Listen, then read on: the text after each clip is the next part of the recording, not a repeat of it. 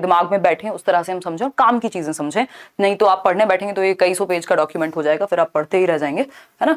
तो ये exam centred approach रख करके यहाँ पे, है ना, चाइल्ड सेंटर्ड को बीच में मर्ज करेंगे, है ना, समझेंगे क्या कहानी है, बीच बीच में क्वेश्चंस किस तरह से पूछे जा सकते हैं, पूछे जा रहे हैं, और क्या नया तरीका है दिमाग में। मुझे पूरी पूरी उम्मीद है जब आपका ये सेशन खत्म होगा आप एक दो बार और देखेंगे इसको और दिमाग में चीजें सेट हो चुकी होंगी, है ना। समझते हैं सभी को। गुड इवनिंग, नमस्कार, राम राम, सत श्री अकाल, अस्सलाम वालेकुम, whatever you feel connected with. Start करते हैं। आपने रक्षाबंधन मना लिया 2 दिन तक, है ना।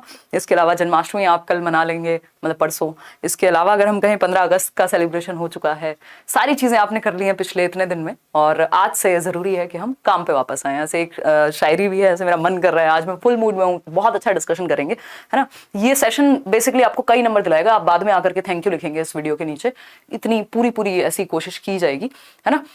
तो सारे सेलिब्रेशंस अगर खत्म हो गए हो तो थोड़ा नौकरी की तरफ रुख कर लिया जाए या पढ़ाई की तरफ रुख कर लिया जाए, है ना। तो एक शेर है कि लो देख लो ये इश्क है, ये वस्ल है, ये हिज्र, अब लौट चले आओ बहुत काम पड़ा है ना। तो काम पे वापस आ जाते हैं। Let's get back to work और स्टडीज। ठीक है, आपने सारा सेलिब्रेशन कर लिया, breakup, patchup, whatever it is. ये जो इसके मीनिंग है भारी भारी शब्दों के, वो लास्ट में समझेंगे कि वस्ल और हिज्र और पता नहीं क्या क्या क्या है। बट कुल मिला के जो मोटिव है ये सब शायरीबाजी का, वो ये है कि आपका ध्यान यहाँ पे आ सके पढ़ाई पे, कि बहुत कर लिया अब इधर उधर के काम, थोड़ा सा इधर आ जाओ, नहीं तो घर वाले भी पूछेंगे 4 दिन बाद कि हाँ भाई कैसी रही, है ना। तो वो नहीं चलना चाहिए।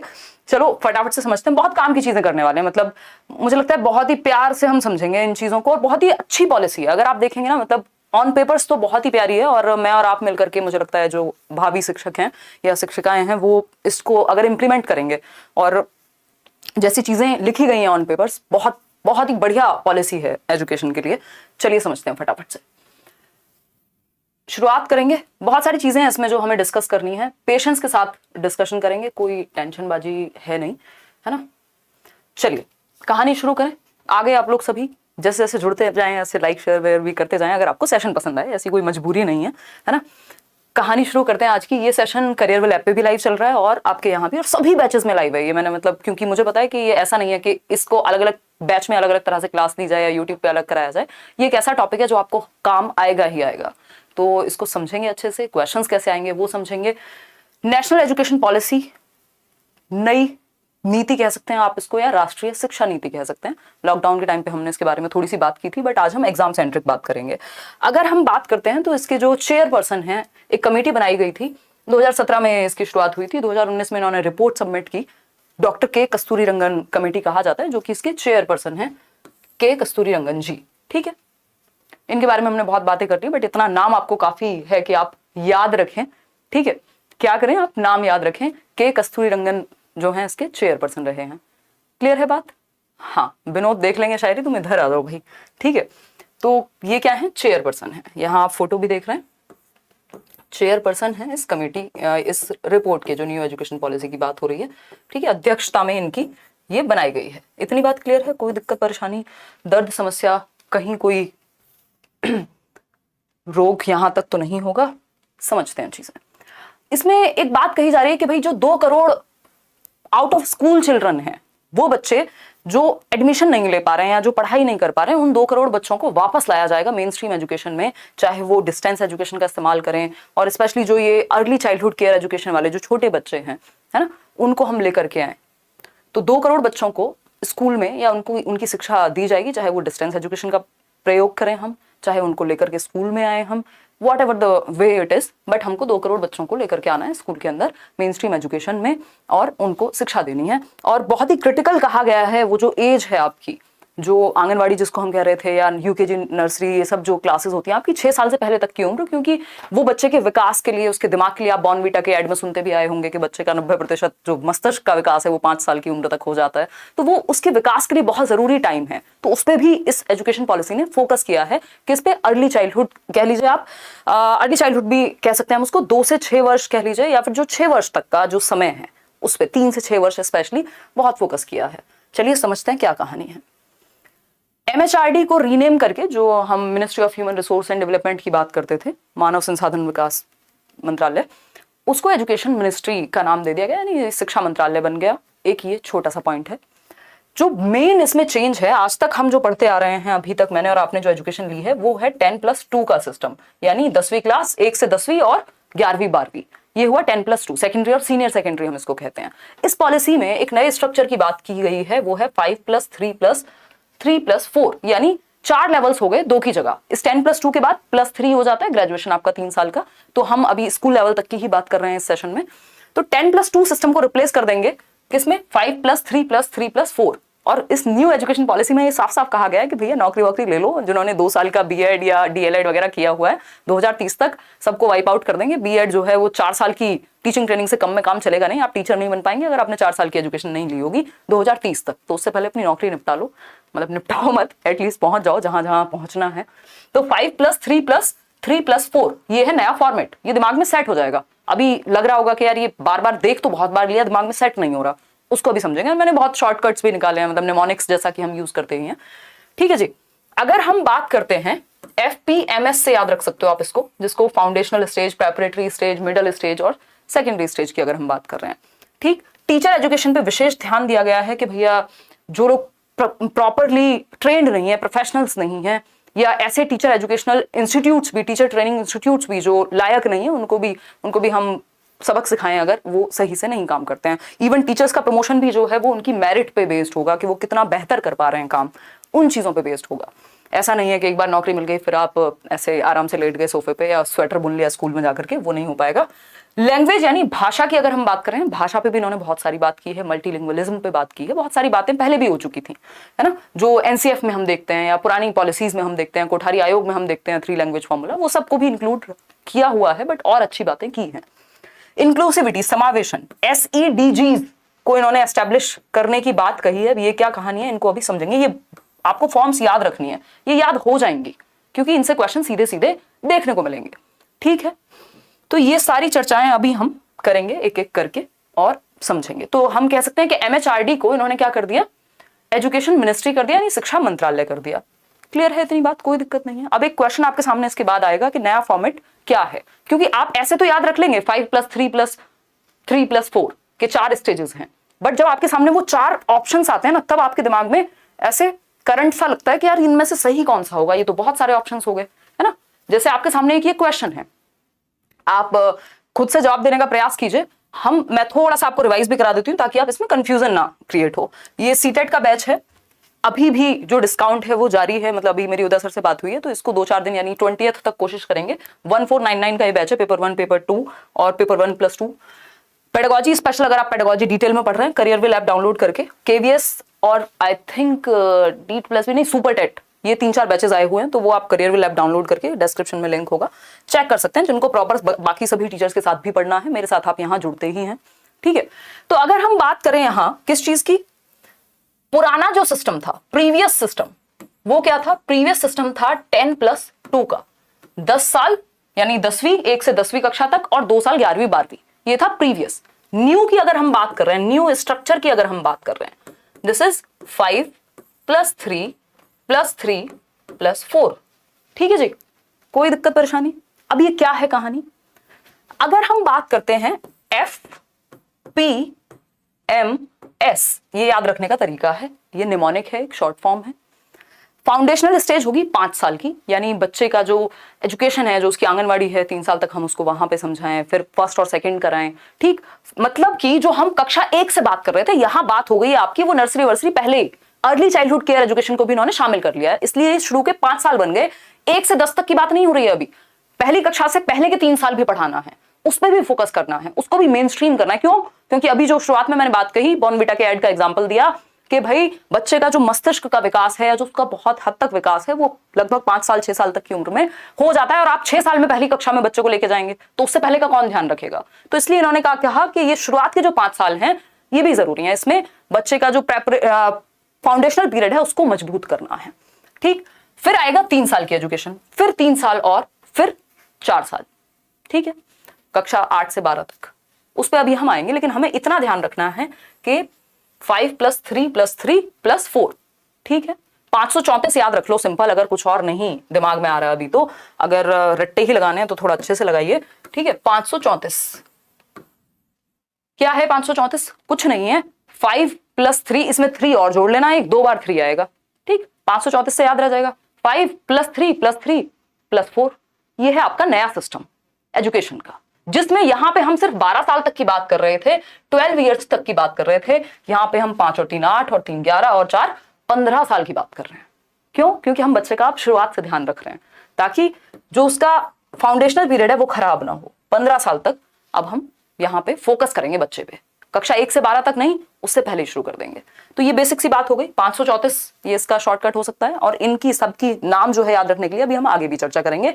FPMS, ठीक है, MS सबको याद रहता होगा, महेंद्र सिंह धोनी, या जो जिसका जैसे मन करे जोड़ के अपना याद रख लो।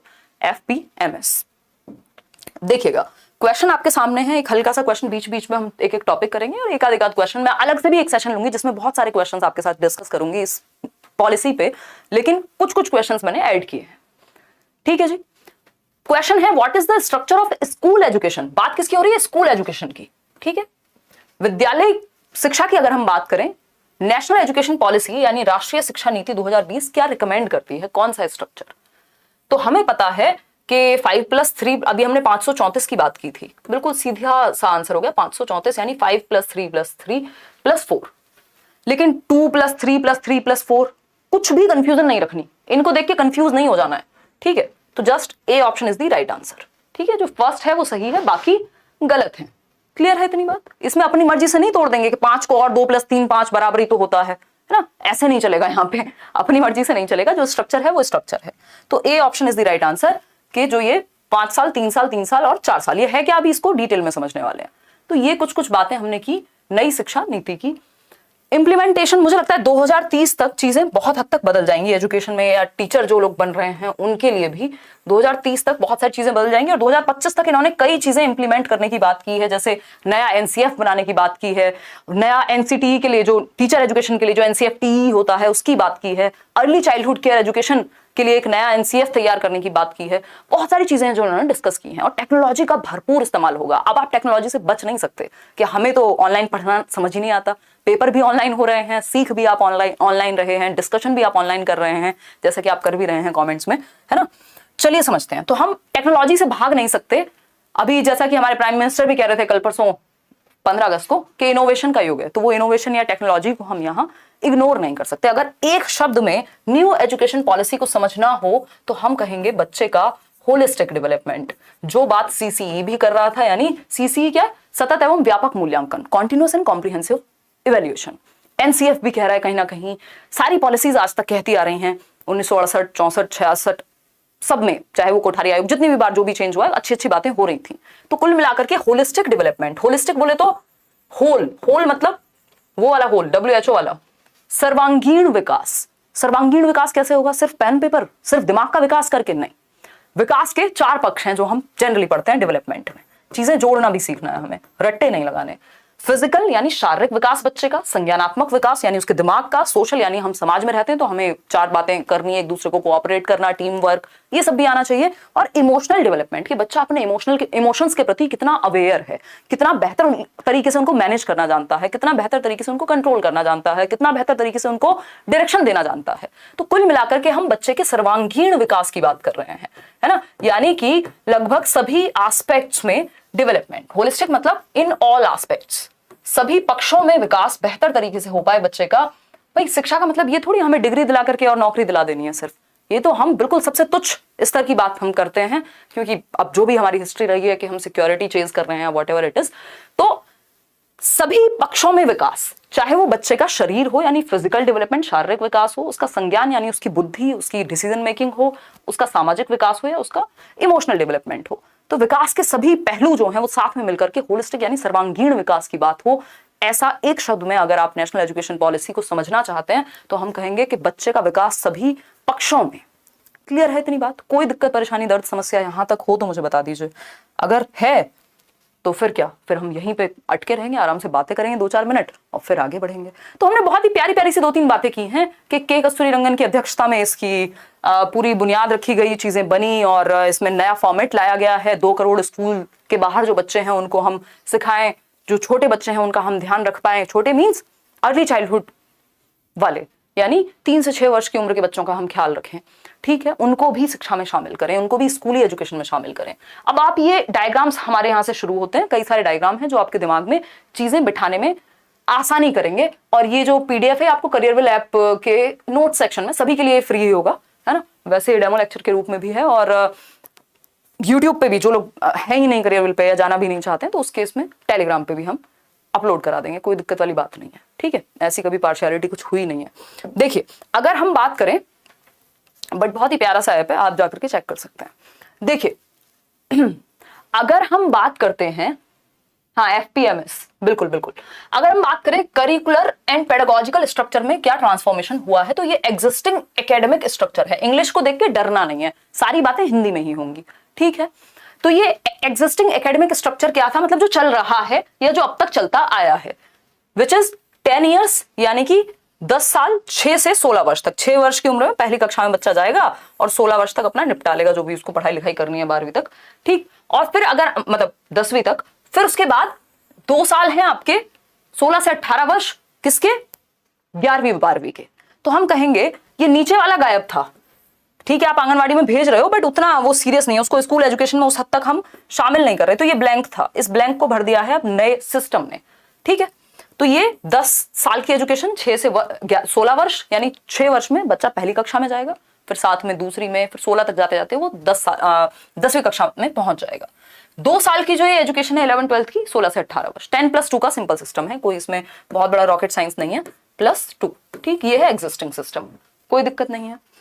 ये जो न्यू एकेडमिक स्ट्रक्चर है जिसकी अभी हम बात कर रहे थे 5+3+3+4 की, तो हम कह सकते हैं कि ये 5 साल हैं शुरुआत के, ये 5 साल हैं। इनको अगर हम ब्रेक करके देखें तो इन्होंने कहा है कि शुरू के जो 3 साल हैं वो आंगनवाड़ी या फिर बाल वाटिका टाइप होने चाहिए। 3 से 6 वर्ष की उम्र में बच्चा अपना आंगनवाड़ी में पढ़े या थोड़ा सा अपना खेले कूदे, अपने सेंसेस को वो और बेहतर बनाए, है ना। और कक्षा 1-2 में जाकर के हम उसकी थोड़ा लैंग्वेज वगैरह पे पकड़ पे फोकस करें कि थोड़ा बहुत वो भाषा सीख पाए, ठीक।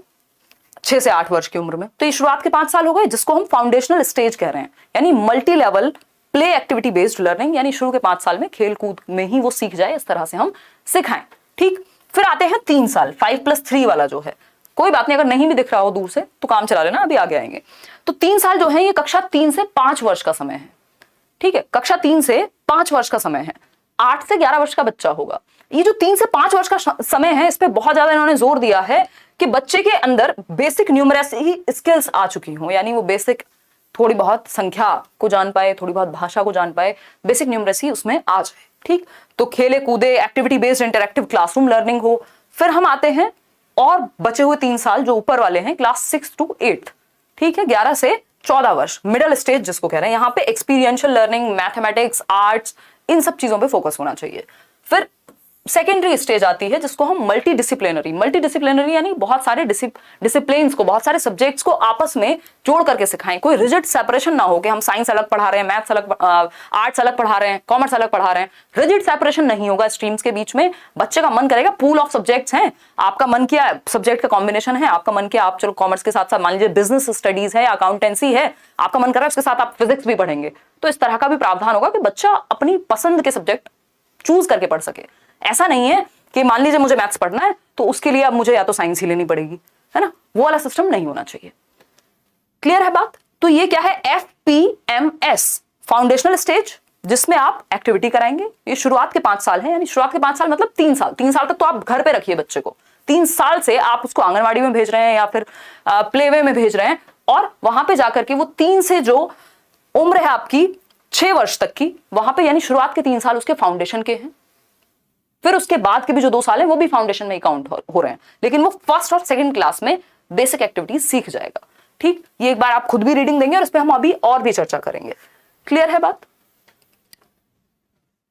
तो न्यू एकेडमिक स्ट्रक्चर कहता है FPMS, यानी शुरुआत के जो 5 साल हैं ये फाउंडेशनल, फिर प्रेपरेटरी, मिडिल स्कूल। और ये मिडिल स्कूल वही है जो 6th क्लास से ही आपका जो बच्चा है वो इंटर्नशिप्स करने लगे, कोडिंग वगैरह सीखने लगे, या फिर अगर हम बात कर रहे हैं तो वोकेशनल एजुकेशन, कि किसी को ड्राइंग, पेंटिंग, म्यूजिक, योगा, इन सब में भी इंटरेस्ट है तो बच्चा वो भी तो एक्सप्लोर करे। ऐसा ना हो डिग्री हमारे हाथ में PhD की आ गई और फॉर्म भर रहे हैं हम अभी भी स्कूल में पियोन बनने का, वो स्थिति नहीं होनी चाहिए, है ना। थोड़े कटु वाक्य हैं बट ऐसा होता है या हम देख रहे हैं अपने आसपास, तो वो चीज ना हो, बच्चा स्किल्ड हो, है ना। तो वो एक चीज हुई। फिर जो ये 9 to 12 का टाइम है, यहाँ पे फ्लेक्सिबिलिटी होनी चाहिए, बच्चे की critical thinking, 21st century skills की बात कर रहे हैं, 21वीं शताब्दी के कौशल बच्चे में हो, वो क्या है? वो है CDP। अभी आएंगे उस पर भी। चलिए समझते हैं, एक एक करके समझेंगे। डरना नहीं है किसी भी चीज को देख करके, इतनी रामायण लिखी हुई है, इसको देख कर भी परेशान नहीं होना। देखिए, रामायण से मेरा मतलब है बहुत बड़ा सा ग्रंथ, ठीक, कई लोग दिल पे ले जाते हैं। अगर हम बात करें यहाँ पे तो 360 डिग्री असेसमेंट की बात की है इन्होंने। 360 डिग्री असेसमेंट होना चाहिए, यानी जो आकलन हो वो 360 डिग्री में हो। इस पे भी बाद में आएंगे, पहले हम पढ़ेंगे इससे भी पहले अपनी 21st सेंचुरी स्किल्स कौन सी हैं जिनको सिखाने की बात की जा रही है ना। ये परख पे भी आएंगे बाद में, पहले 21st सेंचुरी स्किल्स की बात करेंगे। 21st सेंचुरी स्किल्स की बात हो रही है। 21वीं शताब्दी के कौशल क्या हो सकते हैं? वो 21वीं शताब्दी के कौशल, 21वीं शताब्दी के कौशल हैं critical thinking, innovation, leadership, communication, cooperation. यानी हम जब बात कर रहे हैं 21st सेंचुरी स्किल्स की, यानी 21वीं शताब्दी 21st सेंचुरी स्किल्स, भाई समय बदल गया, चीजें बदल गई। आज से 20 साल पहले मैं और आप शायद नहीं सोच सकते थे कि हम लोग देश के अलग अलग कोने से इतनी रात को, रात के 10 बजे, कोई किसी और स्टेट से देख रहा है, कोई कर्नाटका से देख रहा होगा, कोई बिहार से देख रहा होगा, कोई यूपी से, कोई दिल्ली से, कोई कश्मीर से भी देख रहा होगा, है ना। तो आप लोग इतने सारे लर्नर्स, हम लोग 6-7 हजार लोग रात को ऐसे ही हैं वहीं एक दिन उठ करके इतने दिनों बाद, और ऐसे रात को फोन में सीख रहे होंगे। ये शायद अब से 20 साल पहले हम नहीं सोच पाते थे, या जब मैं छोटी थी तब हम टीवी देख के काम चला लेते थे, ठीक। तो अगर हम कहें तो 21वीं शताब्दी है तो चेंज है, टेक्नोलॉजी का बहुत बड़ा प्रयोग है। तो 21वीं शताब्दी की जो कौशल है, मेनली आप मेजरली CDP से याद रखोगे, जैसे चाइल्ड डेवलपमेंट एंड पेडागोजी से याद रखते हो ना, बाल विकास एवं शिक्षा शास्त्र। तो उसी तरह से क्रिटिकल थिंकिंग बहुत महत्वपूर्ण है, पेपर में सीधे सीधे क्वेश्चन आ रहा है। क्रिटिकल थिंकिंग, क्रिटिकल थिंकिंग यानी आलोचनात्मक चिंतन। बच्चे के सामने जो आए, ऐसा नहीं बस वो मान ले, उस पर वो सोच पाए, क्रिटिकली हर चीज पे सोच पाए, क्या सही है, क्या गलत है, गलत है तो क्यों गलत है, सही है तो क्यों सही है, और एनालाइज कर पाए, प्रॉपर चीजों का विश्लेषण कर पाए, हर एंगल से देख पाए चीज को, क्या फैक्ट है, क्या ओपिनियन है, ये समझ पाए, है ना। बिल्ली ने रास्ता काट दिया तो जस्ट मान ना ले कि हाँ यार बुरा ही होता होगा, ठीक है। अगर हम बात करें डेवलपमेंट की, यानी ये डेवलपमेंट तो आप चाइल्ड डेवलपमेंट के कॉन्टेक्स्ट में पढ़ रहे हैं, यहां क्रिटिकल थिंकिंग हुआ। डी फॉर डिसीजन मेकिंग, यार आप अपने जीवन के डिसीजन ले पाए, या बच्चे की डिसीजन मेकिंग अच्छी हो। कोई और तो जीवन भर आपके लिए डिसीजन नहीं लेगा, और जीवन में ये बहुत महत्वपूर्ण है कि आपकी डिसीजन मेकिंग यानी निर्णय निर्माण की जो क्षमता है, निर्णय लेने की जो क्षमता है, वो कैसी है ना। तो बच्चे में डिसीजन मेकिंग हो। भाई डिसीजंस तो पूरी लाइफ चेंज कर देते हैं ना। हम क्या करते हैं, हम चाहते हैं माँ बाप ले लें कि हमें आगे क्या करना है, डिसीजन शादी किससे करनी है, सारे डिसीजन माँ बाप ले लें, या माँ बाप खुद भी यही चाहते हैं। बट क्या पूरा जीवन ऐसे ही चलेगा? नहीं चल पाएगा। तो वो बेसिकली डिसीजन मेकिंग, और हम इसका एक रीजन ये भी है कि कोई भी ये नहीं चाहता कि जब वो गलत साबित हो तो ठीकरा जो है उस पर फोड़ दिया जाए, है ना। वो रिस्पॉन्सिबिलिटी हम नहीं लेना चाहते डिसीजंस की। माँ बाप एटलीस्ट भाई लड़का ढूंढ के लाएंगे हमारे लिए तो कह तो देंगे, कल को कैसा लड़का ढूंढ के लाएगा, खुद से गलत निकल गया तो क्या जिम्मेदारी लोगे। तो डिसीजन मेकिंग आपकी शुरुआत से स्ट्रांग होनी चाहिए, है ना। छोटे छोटे डिसीजन में हम कई बार अटके रहते हैं कि क्या पहने, ये पहने कि वो पहने। तो डिसीजन मेकिंग बच्चे की अच्छी हो। दूसरी चीज है problem solving, P for problem solving, समस्या समाधान, प्रॉब्लम सॉल्विंग। गलत डिसीजन ले लीजिए, कोई दिक्कत नहीं, मतलब ऐसा थोड़ी कि सारे डिसीजन सही हो जाएंगे। तो वो बच्चों को शुरुआत से प्रैक्टिस है उस चीज की, अलग अलग आयाम में। सिर्फ शादी का डिसीजन नहीं दिलवा रहे हैं हम स्कूल में।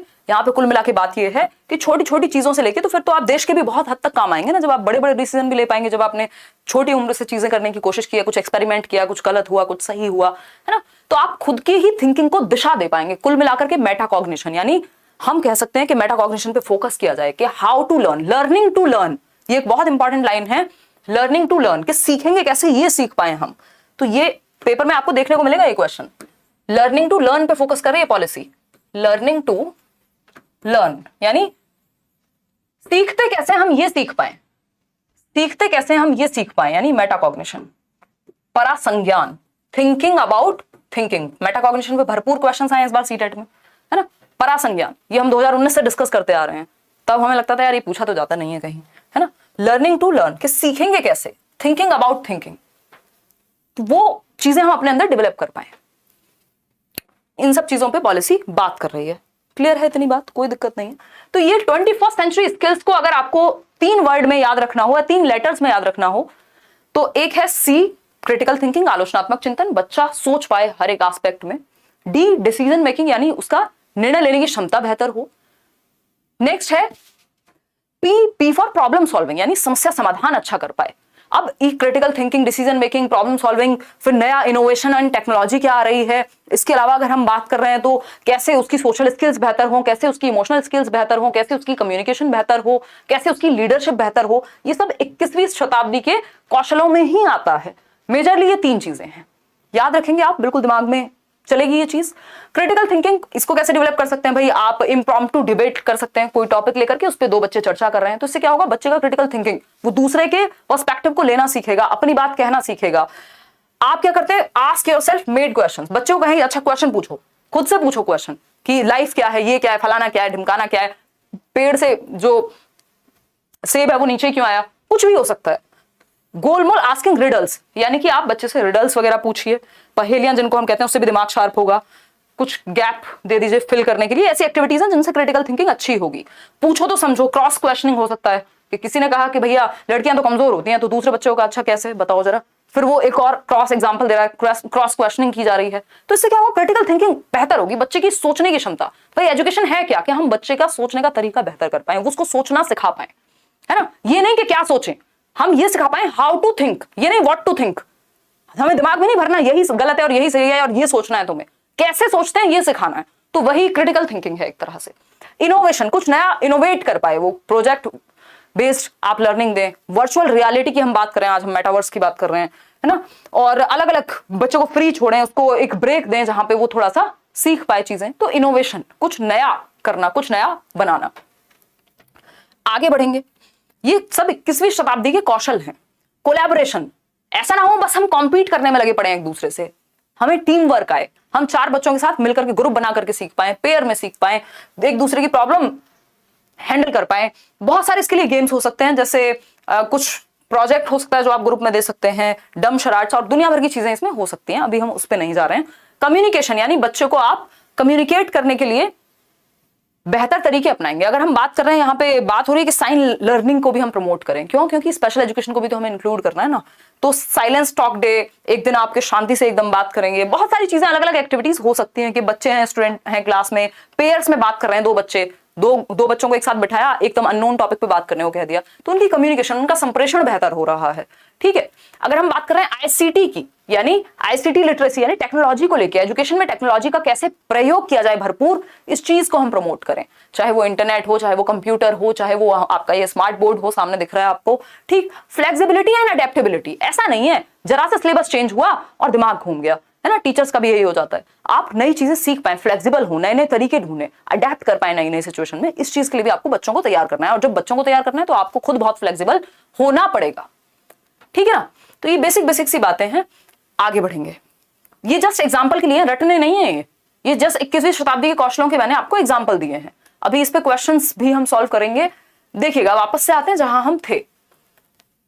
हम थे वहीं आते हैं वापस। हम थे कि असेसमेंट के लिए, आकलन के लिए क्या करें। तो एक तो आकलन के लिए एक बॉडी बनाई गई है, बॉडी ये वाली बॉडी नहीं, है ना, जो एक संस्था जैसी बॉडी, जिसको हम कहेंगे परख। परख पे अभी आएंगे, जो परखेगा कि आपका जो सिस्टम है वो कितना बेहतर है और कितने अच्छे से आकलन किया जा रहा है, परख को बनाया जाएगा। ठीक, अगर हम बात करते हैं, हाँ हिंदी पे भी आ रहे हैं यार, उसको पिक्चर्स को देख के भी डर जाते हो, हैं, इतनी बेसिक इंग्लिश हिंदी तो हमें आनी चाहिए कि हम स्कूल में पढ़ा पाएंगे हिंदी इंग्लिश दोनों, प्राइमरी के लिए स्पेशली जो लोग जा रहे हैं, पेपर में भी आएंगी इतनी इंग्लिश। तो self assessment, basically 360 degree assessment होना चाहिए, 360 डिग्री, यानी चहुमुखी आकलन। आप बच्चे के संज्ञान को, उसके दिमाग को भी, उसके दिल को भी और उसके इमोशंस को भी, मतलब फिजिकल सारे एस्पेक्ट में आप बच्चे का आकलन कर पाएं कि वो अच्छा किस में है। ऐसा नहीं सिर्फ पेन पेपर में अच्छा है, किसी एक सब्जेक्ट में अच्छा है, हो सकता है उसके अंदर ड्राइंग की बहुत अच्छी स्किल हो सकता है वो स्पोर्ट्स में बहुत अच्छा निकल जाए, हो सकता है वो किसी एक ऐसे सब्जेक्ट में अच्छा हो तो उसको आप साइंस की तरफ लेकर के जाएं। साइंटिफिक टेम्परामेंट, मैथमेटिकल थिंकिंग, इन सब की भी बात की गई है। तो ये 360 डिग्री असेसमेंट, यानी कि सभी एस्पेक्ट में होलिस्टिक असेसमेंट, सर्वांगीण रूप से हम बच्चों को परख पाए। ठीक, इसके लिए परख बनाया जाएगा। परख क्या है अभी आएंगे। सेल्फ असेसमेंट यानी 360 डिग्री असेसमेंट, यानी एक प्रोग्रेस कार्ड होगा जो 360 डिग्री असेसमेंट कवर करेगा। प्रोग्रेस कार्ड यानी आपका जो रिजल्ट है, जो आपका रिपोर्ट कार्ड है, वो कैसा होगा, 360 डिग्री असेसमेंट उसके अंदर होगा, यानी बच्चे के सभी एस्पेक्ट, सभी पहलू उसके उसमें शामिल होंगे। सेल्फ असेसमेंट को हम स्व आकलन कहते हैं, यानी बच्चा खुद से, जो उसको कोई काम दिया गया है तो वो खुद से आकलन कर पाए कि कितना बेहतर किया है उसने, वो खुद को खुद से नंबर दे पाए। कि मान लीजिए आपने खुद से बैठ करके मॉक टेस्ट अटेम्प्ट किया और आपने खुद ही देखा कि यार ये वाला क्वेश्चन इतना सही है, यहाँ पे ये गलती है, आप खुद का आकलन कर पा रहे हैं, खुद को ही आप देख रहे हैं, खुद में ही कमियां निकाल पा रहे हैं, आप अपने ही काम को बेहतर कर पाएंगे। तो बच्चा एक तो सेल्फ असेसमेंट करे, 360 डिग्री में ये चीज आ जाएगी। पीयर असेसमेंट, जिसको हम सहपाठी आकलन कहेंगे या सह आकलन करेंगे, यानी आपस में बच्चे एक दूसरे की नोटबुक चेक कर लें या फिर एक दूसरे का आकलन कर पाए, एक दूसरे के काम का, कि भाई मैं ये बना के लाया हूं या बहन मैं ये बना करके लाई हूं, मैंने ये किया, देखियो ठीक किया है, अच्छा तेरा ये वाला सब्जेक्ट अच्छा है तो ये वाला सब्जेक्ट मैंने कुछ लिखा है, ये क्वेश्चन सॉल्व किया है, एक बार देख ले। तो यानी बच्चे आपस में एक दूसरे का आकलन कर रहे हैं। पीयर्स मतलब जो सेम एज के लोग हैं, ठीक है। फिर आती है बात टीचर असेसमेंट की, टीचर भी करेंगे भाई, शिक्षक भी आकलन करें कि बच्चे कैसे सीख रहे हैं, है ना, शिक्षक के द्वारा भी आकलन होगा, बेसिक बात है बिल्कुल। तो चहुमुखी जो आकलन का कार्ड है, जो प्रोग्रेस कार्ड है, 360 डिग्री जो असेसमेंट कार्ड की हम बात कर रहे हैं, उसमें बच्चे का खुद का, वो खुद को कैसे देखता है, खुद को कितने नंबर देगा, उसके सहपाठी उसको कैसे देखते हैं और टीचर कैसे देखता है। तो कुल मिलाकर के सारे एस्पेक्ट्स में वो अपने आप को समझ पाए, असेसमेंट हो पाए, लर्निंग आउटकम क्या निकल करके आया है, यानी कितना सीखा है, कितना और सीखना बाकी है, ये समझ पाए। तो ये है 360 डिग्री असेसमेंट कार्ड, ठीक है, जिसमें बच्चे खुद का भी आकलन करेंगे, बाकी लोग भी अभी परख पे भी चलेंगे। उससे पहले एक छोटा सा क्वेश्चन आपके सामने है। क्वेश्चन कहता है, in the context of assessment what kind of report card for students has been proposed in national education policy, यानी किस तरह का रिपोर्ट कार्ड, किस तरह का report card. Simple simple simple question है। रिपोर्ट कार्ड कैसा, 360 डिग्री, है ना, 360 डिग्री। ऐप पे क्लास चल रही है ये वाली और अब वहीं चलेगी, मतलब कोई दिक्कत नहीं है। यूट्यूब की क्लास कल से वो वाली कंटिन्यू हो जाएगी।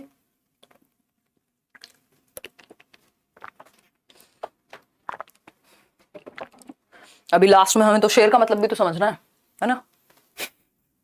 देखो एक बार पहले हम ये चैप्टर कंप्लीट करेंगे, फिर वस्ल और हिज्र का मतलब समझेंगे। मजाक कर रही हूँ यार, हिंदी में भी बता दो, हिंदी में लिखा हुआ है सरकार, अभी करेंगे, डिस्कशन करेंगे, कोई दिक्कत नहीं है, हिंदी में बता देंगे। मैं और ध्यान रखूंगी कि दोनों ही भाषाओं का प्रयोग किया जाए भरपूर। देखिए अगर हम बात करें रिपोर्ट कार्ड की, तो आप लोग कह रहे हैं बी ऑप्शन या 360 डिग्री। चलिए समझते हैं। Report cards specifying relative information of the students in comparison to others, दूसरों के कंपैरिजन में नहीं, बच्चे के खुद के कंपैरिजन में, ठीक है। फिर क्या है, report cards of students performance in paper pencil test, नहीं सिर्फ पेपर पेंसिल नहीं, 360 degree multi dimensional report card, जिसमें बच्चे के सभी आयाम आ जाएं कि वो खेलने कूदने में कैसा है, वो गाने में कैसा है, उसका जो भी उसके अंदर क्षमताएं हैं। समेटिव नहीं, फॉर्मेटिव होना चाहिए आकलन का जो तरीका है, यानी रचनात्मक मूल्यांकन की हम बात करें, ना कि, तो हम ये कह सकते हैं कि एक शिफ्ट, एक तो रिजिडिटी से जो आपका आकलन है वो रिजिड ना होकर के फ्लेक्सिबल हो, जो असेसमेंट है वो फ्लेक्सिबल होना चाहिए, ठीक है। क्या है, रिजिड यानी जटिल या बिल्कुल कठोर ना होकर के कि थोड़ा बहुत भी चेंज का उसमें मौका ही नहीं है, फ्लेक्सिबिलिटी होनी चाहिए, ठीक। लचीला कहा जाता है ना कि भाई जो झुकते नहीं है, या तो मतलब ये कहें टाइम के साथ जो बदलते नहीं है वो खत्म हो जाते हैं, मतलब हमें फ्लेक्सिबल होना बहुत जरूरी है, लचीला होना बहुत जरूरी है। ऐसा ही आपका रिपोर्ट कार्ड होना चाहिए, ठीक है। 360 डिग्री असेसमेंट आपका हो पाए। सबमेटिव यानी एसए टू एफए, शिफ्ट कहां होना है, एसए टू एफए। एफए होता है रचनात्मक आकलन, जिसमें बच्चे की एक्टिविटीज इंप्रूवमेंट क्या होना है, कैसे वो सीख रहा है, ये सब चीजें। ऐसे में पेन पेपर टेस्ट होता है ज्यादातर, पेन पेपर टेस्ट। तो ये पेन पेपर या सिर्फ जजमेंट के लिए किया जाता है, ऐसे जो है वो जजमेंट के लिए किया जाता है।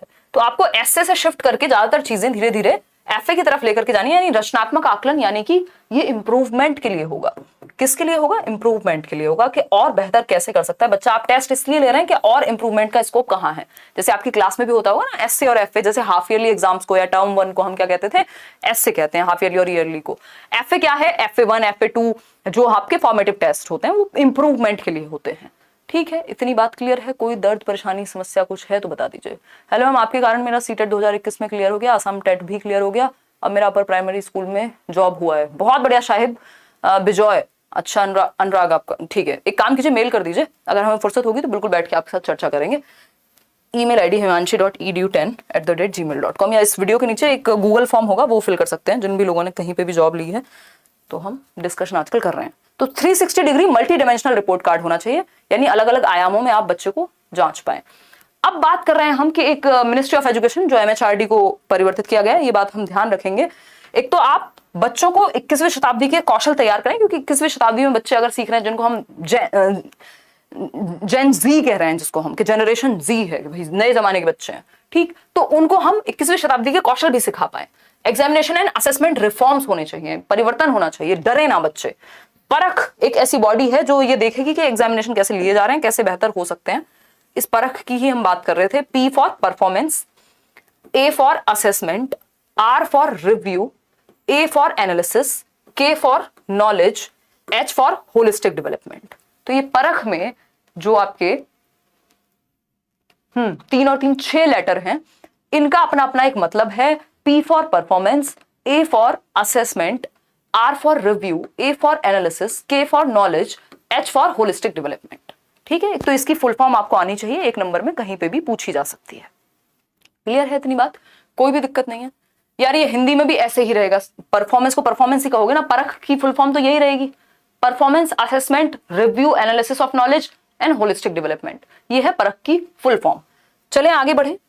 तो ये क्या है? ये एग्जामिनेशन रिफॉर्म है। एक बॉडी बनाई जाएगी जो इस बात का ध्यान रखेगी कि असेसमेंट, परफॉर्मेंस का भी पता लगे बच्चे का, उसको रिव्यू किया जा सके, एनालिसिस, नॉलेज का पता लग सके, विश्लेषण हो सके ज्ञान का, और सर्वांगीण विकास हो रहा है कि नहीं, ये सब बातें निकल करके आ सकें। इसलिए आपकी ये परख को बनाया जाएगा।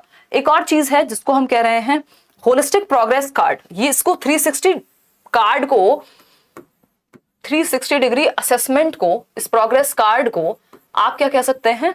होलिस्टिक प्रोग्रेस कार्ड भी कह सकते हैं, है ना। एक ऐसा कार्ड जिसमें आपके सभी आयामों का आकलन हो सके। मतलब हम बच्चे को मूल्यांकन उसका कर पाए, इवैल्यूएट कर पाए, उसका कॉग्निटिव यानी संज्ञान, उसका अफेक्टिव यानी इमोशंस और साइकोमोटर डोमेन्स। इसकी बात BS ब्लूम करते हैं अपनी ब्लूम्स टैक्सोनॉमी में, है ना। देखो, चाइल्ड डेवलपमेंट से अलग नहीं बन सकती कोई भी पॉलिसी, बच्चे के विकास को ध्यान में रखे बनाई जाएगी। तो आपका जरूरी है कि वो जो चाइल्ड डेवलपमेंट के चैप्टर्स हम जमानों से पढ़ते आ रहे हैं उनको आप ठीक से समझें, तभी आप चीजें कनेक्ट कर पाएंगे। ठीक है, तो अगर हम इसको कैप से याद रखते हैं, सर पे लगाने वाली टोपी से, कि जो बच्चे का आकलन है वो सभी डोमेन्स में हो सके। ये सभी डोमेन कौन से? 3 डोमेन है बस majorly. CAP cap, CAP cap Hindi में भी समझेंगे, डोंट वरी। कॉग्निटिव यानी संज्ञानात्मक, बच्चे का दिमाग, पेन पेपर टेस्ट, जो भी सब्जेक्ट्स हैं उसके एकेडमिक्स है, संज्ञानात्मक पक्ष को भी आप आकलन कर पाए। अफेक्टिव होता है इमोशंस से जुड़ा हुआ, बच्चे की भावनाएं भी सब्जेक्ट के साथ, टीचर के साथ जुड़ी हुई हो, अफेक्टिव डोमेन। साइकोमोटर होता है उसका फिजिकल, मोटर जहां आ गया मतलब फिजिकल एक्टिविटी की बात हो रही है, गत्यात्मक कौशल कहते हैं इसको। तो इन तीनों का ही हम समावेशन कर पाए जब हम आकलन की बात करें, है ना। तीनों ही पक्ष में हम बच्चे को इवैल्यूएट कर पाए, क्या कर पाए? बच्चे का जो असेसमेंट है वो तीनों ही पक्ष में हो पाए। इसी को हम प्रोग्रेस कार्ड, यही तो है 360 डिग्री। 360 डिग्री और क्या है? होलिस्टिक कार्ड और क्या है? यही है जो BS ब्लूम अपनी टैक्सोनॉमी में कहते हैं, जो ब्लूम का वर्गीकरण है कि संज्ञानात्मक पक्ष बच्चे के दिमाग से संबंधित जो भी सब्जेक्ट्स हैं, चाहे वो मैथ्स है, साइंस है ना, तो हम बच्चे का दिमाग भी समझ पाए, उसका उस तरह से भी आकलन कर पाए। अफेक्टिव यानी संवेगात्मक, बच्चे के इमोशन से जोड़ पाए लर्निंग को, है ना। अभी हमने शुरुआत में एक शायरी की, बहुत ही सस्ती शायरी, अच्छी भी कह सकते हो, वैसे तारीफ कर सकते हो, कोई दिक्कत नहीं।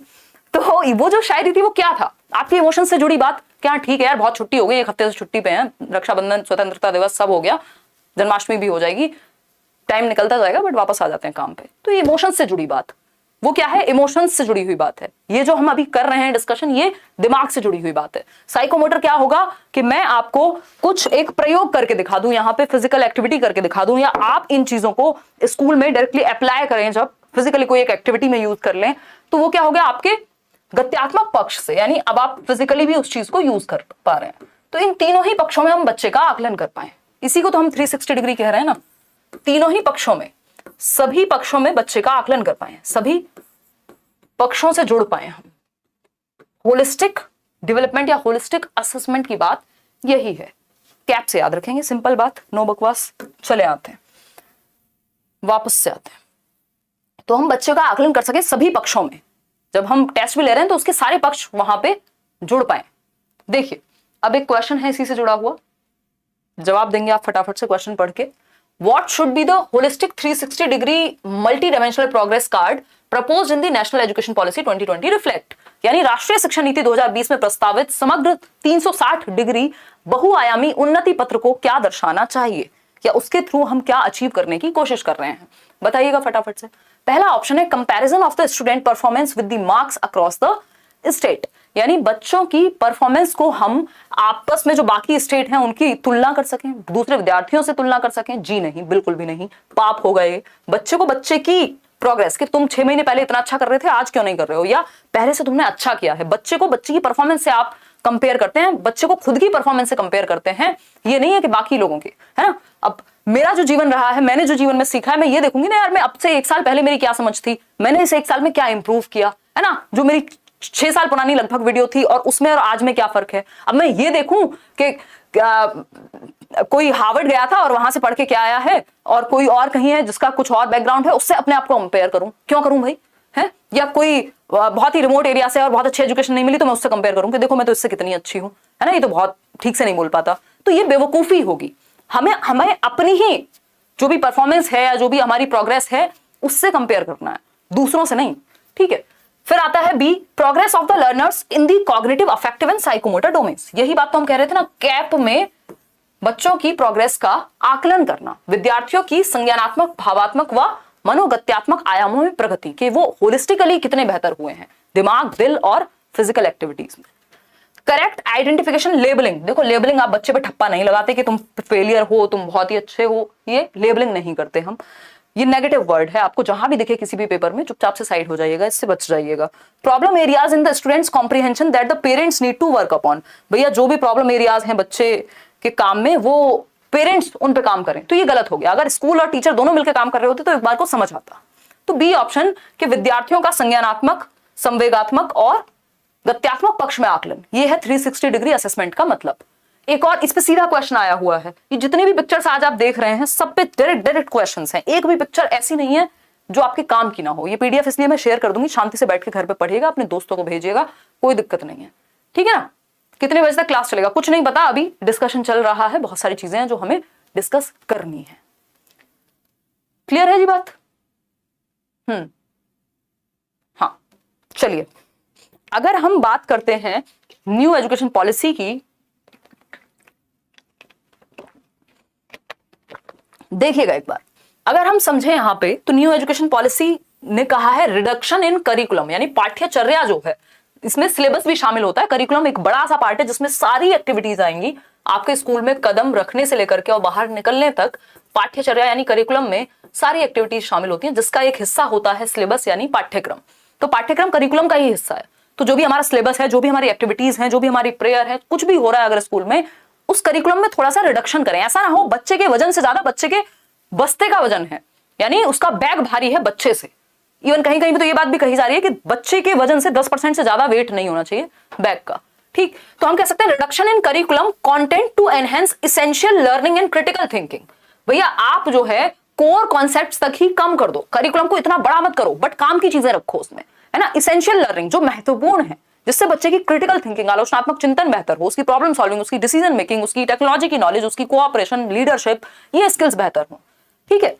साइंस की, टेक की नॉलेज, ये सब चीजें बेहतर हो। तो करिकुलम को रिड्यूस करना है ना, कोर कॉन्सेप्ट्स तक। कोर कॉन्सेप्ट्स मतलब जो काम की चीजें हैं, जो जरूरी हैं सबसे ज्यादा, उन चीजों को सिखाइए। ऐसा नहीं है इतना भर दिया है करिकुलम, हाथ ही नहीं आ रहा, समझ ही नहीं आ रहा, सिलेबस खत्म कराने में टीचर लगे हुए हैं और बच्चे भी बस नोटबुक भरने में लगे हुए हैं, जो मेन चीजें थी उन पर ध्यान ही नहीं है ना। तो ये नहीं होना चाहिए। चलिए आगे बढ़ते हैं।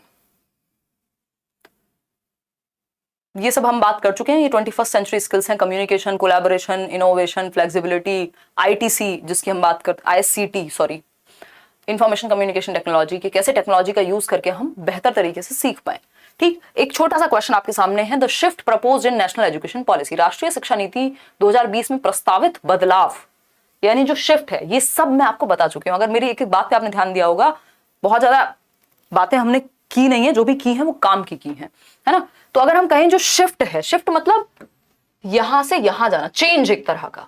तो किस तरह का चेंज है, अभी मैंने थोड़ी देर पहले बात की थी, रिजिडिटी से फ्लेक्सिबिलिटी की तरफ, स्टैंडर्डाइजेशन से फ्लेक्सिबिलिटी की तरफ, मानकीकरण से लचीलापन। यानी ये नहीं है कि आपने 20 लाख बच्चों को एक साथ एग्जाम में बिठाया तो सब 20 के 20 लाखों की जो क्षमता है वो यही होगी कि वो नंबर अच्छे ला पाएंगे सभी, नहीं। तो उनको बाकी एस्पेक्ट में भी हम देख पाए। तो सिंपल आंसर है इसका ए ऑप्शन, मानकीकरण से लचीलेपन तक। फॉर्मेटिव से समेटिव नहीं, समेटिव से फॉर्मेटिव, अभी हम यही बात कर रहे थे। कॉन्सेप्चुअल अंडरस्टैंडिंग बेहतर होनी चाहिए, ना कि एग्जाम के लिए सीखना, ये उल्टा बोल दिया इन्होंने। मल्टी डिसिप्लिनरी टू रिजिडिटी नहीं, रिजिडिटी टू मल्टी डिसिप्लिनरी, यानी मल्टीपल चीजें वो सीख पाए, कठोरता की तरफ ना जाए, कठोरता से मल्टीपल चीजों की तरफ जाए। तो शिफ्ट है स्टैंडर्डाइजेशन से या रिजिडिटी से फ्लेक्सिबिलिटी की तरफ। ये हम बात कर रहे थे शुरुआत में, ये बार बार अब आपको जब तक भी नई एजुकेशन पॉलिसी नहीं आ जाएगी यही सिस्टम दिमाग में रखना है, आप इससे नहीं बच सकते। ठीक, क्या है 534 से याद रख लेंगे, 5 3 4 यानी 3 का स्क्वायर है उसमें। ठीक, 5 साल शुरुआत के, जिसमें 3 से 8 वर्ष की हम बात कर रहे हैं। इसमें भी जो 3 से 6 वर्ष हैं, शुरू के जो 3 साल हैं, उसमें बच्चा आंगनवाड़ी में या प्ले वे में रहेगा। और उसके बाद जो 6 से 8 वर्ष का समय है, इसको भी आप 2 पार्ट में विभाजित कर सकते हो कि 3 से 6 वर्ष और 6 से 8। ठीक है, तो अगर हम बात करें तो ये 3 से 8 वर्ष का जो पीरियड है, इसको फाउंडेशनल यानी मूलभूत चरण कह रहे हैं, जहां बच्चा खेलेगा कूदेगा, अपना विकास करेगा, मन का, दिमाग का, शरीर का, इमोशंस का, है ना, और थोड़ी बहुत बेसिक न्यूमरेसी स्किल्स उसके अंदर आ जाएंगी, यानी बेसिक नंबर को, भाषा को वो समझ पाए। ठीक, बेसिक लिटरेसी स्किल्स। अब 8 से 11 की जब हम बात करें तो ये प्रेपरेटरी स्टेज है, प्रारंभिक चरण है, जहां पे बच्चा आपका 3rd क्लास में होगा, क्योंकि ये 6 से 8 वर्ष में तो फर्स्ट सेकंड कर चुका होगा और 3 साल शुरुआत के वो प्ले वे मान लीजिए आप। तो 8 से 11 वर्ष जो 3 साल का समय है, तो हम कहेंगे ये कक्षा 3 से 5 का समय होगा। ठीक है, फिर उसके बाद 11 से 14 यानी 6 से 8 वर्ष, 8वीं क्लास हो गई फिर आपकी। फिर ये 14 से 18 जो है सेकेंडरी, जिसको हम कह रहे हैं 9 10 11 12। ठीक है, इसको ऐसे भी लिख सकते हो, इसमें प्लेवे आ गया एक, तो प्लेवे, और क्लास 1 और 2 आ गई, क्लास 1 और 2। ठीक है, क्लास 1 और 2 6 से 8 वर्ष में, वही टाइम वही है। अभी भी 6 साल का बच्चा पहली क्लास में आता था, इसमें भी वही आएगा, बस 3 साल को ऐड कर दिया गया है, जो शुरुआत के अर्ली चाइल्डहुड केयर एजुकेशन वाले हैं उनको। ठीक, प्रेपरेटरी स्टेज में आपका बच्चा आएगा 3rd to 5th की स्टेज है। ठीक है, अब यहां 6th to 8th जाएगा वो, 11 से 14 वर्ष, पहले भी यही होता था। सेकेंडरी में आपका 9th to 12th तक। ठीक है, जिसको हम माध्यमिक चरण कह रहे हैं। कैसे याद रखेंगे, वही FPMS।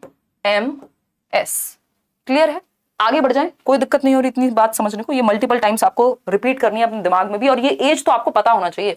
जैसे बच्चा दिख जाए ना रोड पे, या मैं कहीं भी जाती हूँ, जैसे बच्चा दिखता है, मतलब पहले तो मैं कोशिश करती हूँ उसकी एज गैस कर लूं देखते ही। मेरी इतनी एज नहीं हुई है कि मैं बच्चों की एज गैस करने लग जाऊं, तो लेकिन वो एज गैस कर ली जाए, फिर किस क्लास में है उससे आपको उसकी एज का पता लग जाए, या एज का पता है तो आपको ये पता हो कि बच्चा किस क्लास में होगा। तो अब आप टीचिंग में आ चुके हैं, है ना, चाहे आपने डाइट की हो, बीएड की हो, कुछ भी किया हो या कर रहे हो, आपको ये पता होना चाहिए कितने साल का बच्चा किस क्लास में होगा। फाउंडेशनल स्टेज में डालेंगे, प्रेपरेटरी में डालेंगे, मिडिल में डालेंगे, कहां डालेंगे। ठीक है, चलिए खैर, अब हम बात कर लेते हैं कि एनसीईआरटी आपको पता है, national council for educational research and training, यानी कैसे आपकी एजुकेशन में रिसर्च हो, ट्रेनिंग हो, कैसे बच्चे सीखेंगे, ये सब चीजों का ध्यान एनसीईआरटी रखती है। और आपका क्या फ्रेमवर्क होगा, क्या करिकुलम होगा, इन सब चीजों पे काम करती है। बुक्स भी आप देखते हैं एनसीईआरटी बनाती है। ठीक, और will develop a national curricular and pedagogical framework for early childhood care and education. ECCE होता था ना पहले, एनटीटी बोलते थे जिसको, नर्सरी टीचर ट्रेनिंग, जिसको आजकल हम ECCE की फॉर्म में याद रखते हैं, early childhood care and education के। वो जो पूर्व बाल्यावस्था का बच्चा 3 से 6 वर्ष का जो टाइम है, उसमें बच्चे का हम ध्यान रख पाए, केयर एंड एजुकेशन, क्योंकि वो बहुत छोटा है, जो प्ले वे में जिसमें बच्चे जाते हैं। NCPFECCE डेवलप होगा, यानी एक NCF डेवलप होगा, एक national curricular and pedagogical framework के बच्चों को कैसे पढ़ाएं भी नहीं, कैसे उसका विकास करें इस उम्र में, 3 से 6 वर्ष में। ये एनसीईआरटी डेवलप करेगी। कितनी एज तक के बच्चों के लिए? 8 साल तक के बच्चों के लिए, क्योंकि 3 से 8 वर्ष का जो समय है वो ECCE का समय है, वो जो फाउंडेशनल पीरियड है उसकी बात हो रही। तो इसके लिए एक अलग से एनसीईआरटी क्या बनाए, NCF बनाए 2025 तक। ठीक है, कई सारी चीजें हैं, जैसे NCFTE टीचर एजुकेशन भी बनाना है, NCTE को NCERT के साथ डिस्कस करके कंसिडरेशन में दोनों मिलकर के बनाएंगे। NCFTE क्या है? National curriculum framework for teacher education के टीचर एजुकेशन को और कैसे बेहतर करना है, वो भी NCF आपका बनाया जाएगा। तो ये 2025 तक अर्ली चाइल्डहुड केयर एजुकेशन के लिए एक NCF तैयार करे NCERT। ये बात हो रही है कि 3 से 8 वर्ष के बच्चों को कैसे हम सिखाएं, इस पे एक अलग से NCF आए। अभी एक NCF है ना, NCF 2005 पढ़ते रहते हैं हम, अब ये सारे नए NCF अगले 1-2 साल में अपडेट हो जाएंगे।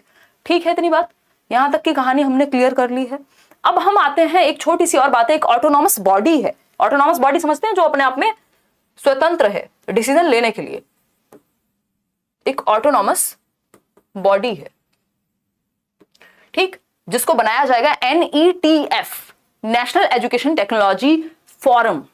इस पे क्या होगा, डिस्कशन होगा, ओपन फ्री डिस्कशन होगा, ओपन डिस्कशन होगा किस बात पे, कि कैसे हम टेक्नोलॉजी का फ्रीली इस्तेमाल कर पाए एजुकेशन को बेहतर करने में।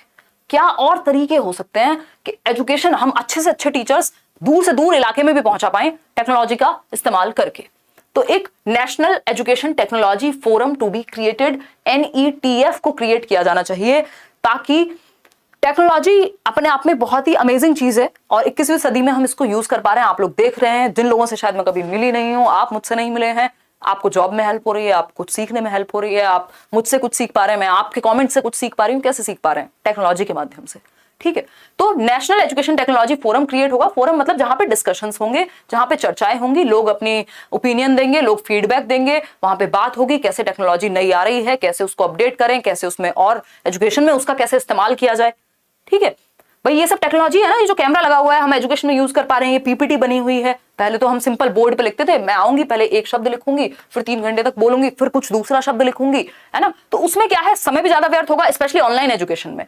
दूसरा क्या होगा, पिक्चर आपको दिखाऊं कैसे, अभी पिक्चर दिखाई जा सकती है।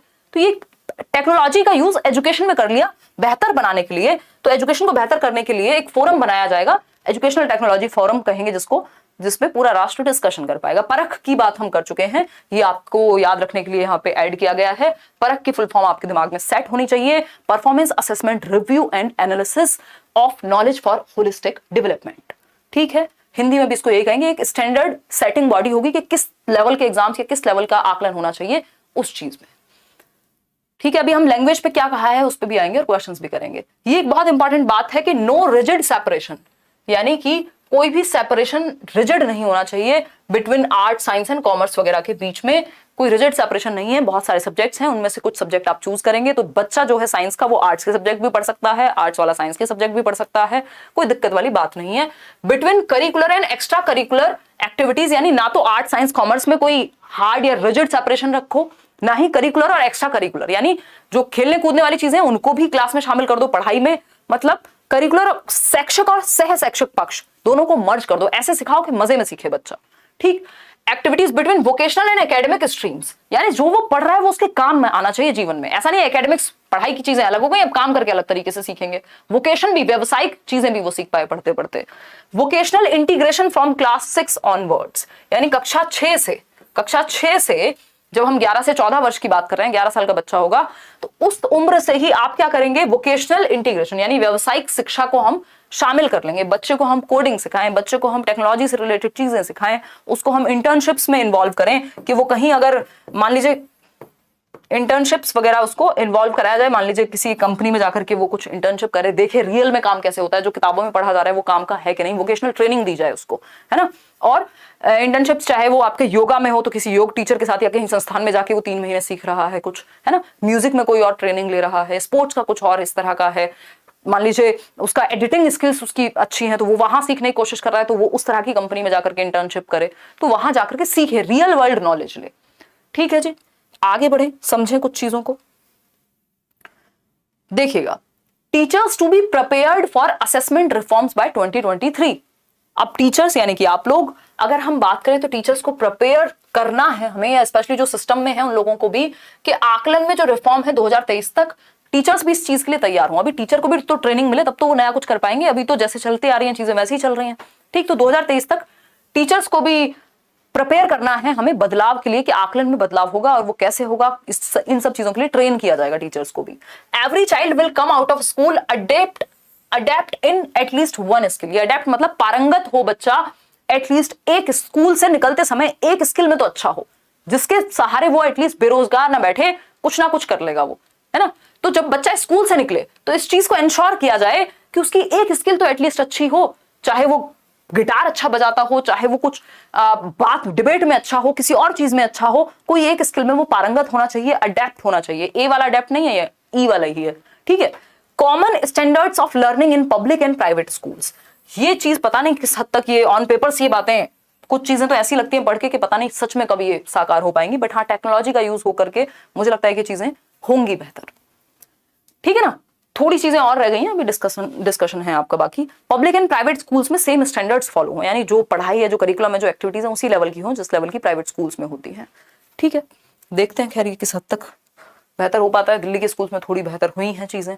अगर हम बात करते हैं universalization of early childhood care of education, यानी कि early childhood care and education, of नहीं हो गए, ठीक, ECCE का यूनिवर्सलाइजेशन हो सके, यानी वो 2 करोड़ बच्चे एक तो वापस आ सकें, दूसरा हर बच्चे को हम सिखा सकें, वो जो 8 साल तक की 6 साल तक की जो उम्र है, जो 6 साल तक की उम्र के बच्चे हैं, उनको सभी को स्कूल में या उनको सिखाया जा सके। National mission on foundational literacy and numeracy, ये याद रखिएगा, FLN से याद रख लीजिएगा कि एक मिशन चलाया जाएगा, नेशनल मिशन जिसको आप कह लीजिए, जिसको हम कहेंगे FLN, है ना, NFLN भी कह सकते हो आप। जैसे नेशनल लिटरेसी मिशन होता था ना, उसी तरह से फाउंडेशनल लिटरेसी एंड न्यूमरेसी। तो वो जो फाउंडेशनल स्टेज है, उसी में 8 साल तक की उम्र तक ही बच्चा जो ग्रेड 3 कक्षा 3 तक आते आते उसकी बेसिक न्यूमरेसी एकदम अच्छी हो, वो बेसिक थोड़ी बहुत भाषा ठीक से जानता हो, बेसिक नंबर संख्या के साथ थोड़ा बहुत खेल पाए। ऐसा ना हो कि बच्चा आ गया 5वीं में, लिखना ही नहीं आता अभी तक, तो वो बेसिक लिटरेसी और न्यूमरेसी उसकी क्लियर हो पाए। फिर है curriculum to integrate 21st century skills, इस पे हम चर्चा कर चुके हैं कि 21वीं शताब्दी के जो कौशल हैं वो करिकुलम में इंक्लूड होने चाहिए। मैथमेटिकल थिंकिंग बच्चे में डेवलप हो, साइंटिफिक टेम्परामेंट बच्चे में डेवलप हो कि वो वैज्ञानिक दृष्टि से सोच पाए, ये सब चीजें उसमें हो, प्रायोगिक जो चीजें हैं उनका वो इस्तेमाल कर पाए, एक्सपीरियंशियल जो नॉलेज है वो हम उसको दे पाए, अनुभव रियल वर्ल्ड का। ठीक है, the aim of the new education policy क्या है? यूनिवर्सलाइजेशन हो education from pre school, pre school वही आपका 3 से 6 वर्ष, प्लेवे वाली एज, सेकेंडरी लेवल तक 100% ग्रॉस एनरोलमेंट रेशो हो जाए, यानी 2030 तक हम हर बच्चे को स्कूल में लेकर के आ पाए। देखते हैं कितनी कोशिश इस पे की जाएगी। जीडीपी जो है आपका, उसकी इन्वेस्टमेंट जीडीपी का 4.3% से बढ़कर के 6% तक का जो खर्चा है वो एजुकेशन पे होना चाहिए, इन्वेस्टमेंट होनी चाहिए इन सब चीजों को लेकर के, तो बजट बढ़ाया जाएगा, ऑफ कोर्स तभी चीजें हो पाएंगी। सोशली एंड ये बहुत जरूरी है, इसको ध्यान से पढ़िएगा। ये सब चीजें मैंने बीच में आपको रिपीट कराई हैं जो अब तक डिस्कस किया था, ये नई चीज है, इसको ध्यान से समझिएगा। SEDGs है ना, SEDG क्या है भाई?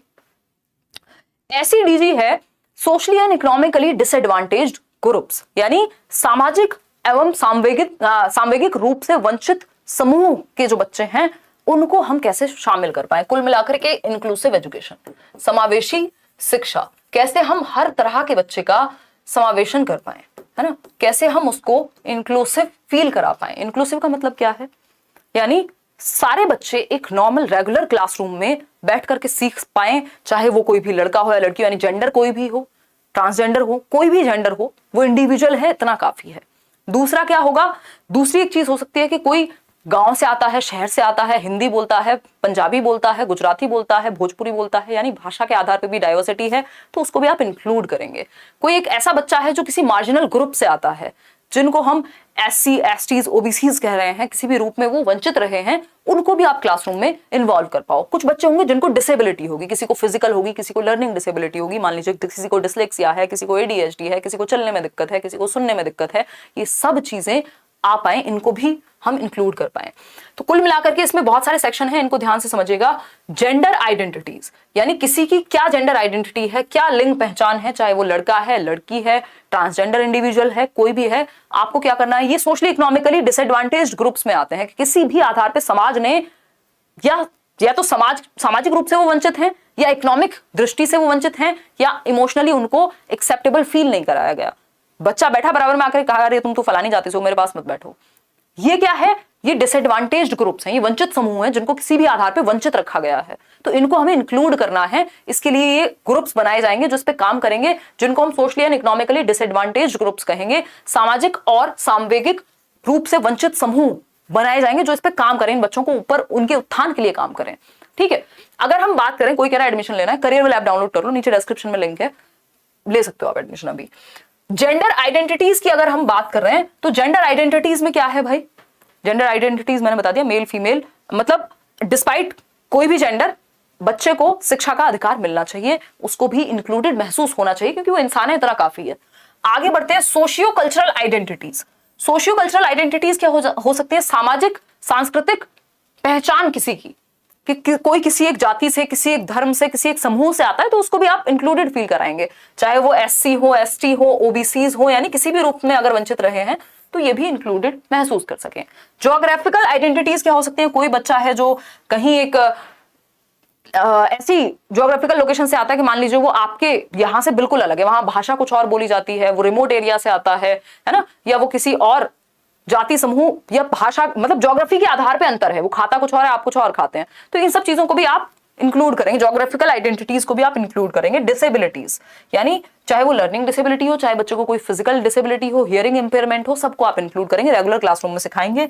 सोशियो इकोनॉमिक कंडीशंस, कोई गरीब है, अमीर है ना, कोई फर्क नहीं पड़ता, इसीलिए तो हम स्कूल में यूनिफॉर्म्स का इस्तेमाल करते हैं। यूनिफॉर्म मतलब सबके लिए एक जैसा, कि आप चाहे अंबानी के बच्चे हैं, खैर पता नहीं उनके केस में तो क्या होता होगा, बट मैं जस्ट एग्जांपल ले रही हूं, तो आप स्कूल में यूनिफॉर्म ही पहन करके आएंगे जो सभी के लिए है ना। फर्क नहीं पड़ता आपके घर में कितना पैसा है, कितने आप एडवांटेज ग्रुप से आ रहे हैं, कितने डिसएडवांटेज ग्रुप से आ रहे हैं, कौन सी भाषा बोल रहे हैं, कोई मतलब नहीं, हमें यूनिफॉर्म पहन करके आओ। यूनिफॉर्म मतलब आपने सबको एक लेवल ग्राउंड पे ला करके रख दिया, एक लेवल प्लेइंग फील्ड पे ले आए आप, और वहां आप सीखने की बात कर रहे हैं।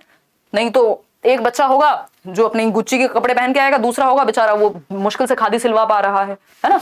तो सोशियो इकोनॉमिक कंडीशंस के आधार पर भी हम यूनिफॉर्म की जो हम बात करते हैं इसीलिए करते हैं कि सब बच्चे इक्वल हम एटलीस्ट लेकर के चल सकें, और फिर उनके अंदर जो अंतर है उन पे हम काम कर सकें। ठीक है, इतनी बात क्लियर है?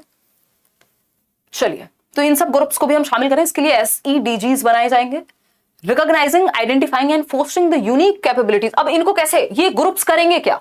ये जो SEDG है जिसपे अभी हमने चर्चा की है, इसमें किस किस को इंक्लूड करना है, चाहे वो मार्जिनलाइज्ड ग्रुप है, चाहे वो जेंडर आइडेंटिटी है, सोशियो इकोनॉमिक बैकग्राउंड है, सबको, ज्योग्राफिकल आइडेंटिटी है, सबको इंक्लूड कर लिया। तरीका क्या होगा? तरीका होगा कि आप पहचाने बच्चे को, आइडेंटिफाई करें, और उसके अंदर जो यूनिकनेस है, हर व्यक्ति में, हर बच्चे में कुछ तो यूनिक होगा, उस चीज को उभारने का प्रयास करें, फोस्टर करें उसकी क्षमताओं को।